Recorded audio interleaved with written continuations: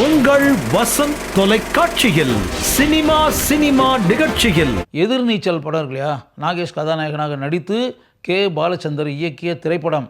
அந்த எதிர்நீச்சல் படத்தை அப்போது தமிழகத்தினுடைய முதலமைச்சராக இருந்த பேரறிஞர் அண்ணா பார்த்துருக்காரு.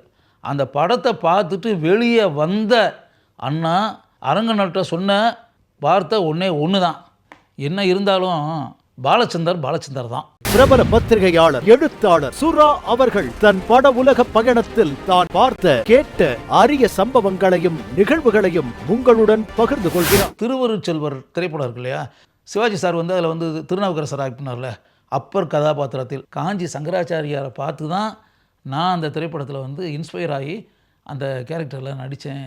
அவருடைய அந்த மேனரிசம் இருக்குல்ல, அதை அந்த படத்தில் நான் செஞ்சேன் அப்படின்னு சொல்லி சிவாஜி சார் சொல்லியிருக்காரு. வரும் வெள்ளிக்கிழமை காலை 10 மணிக்கு காணத் தவறாதீர்கள்.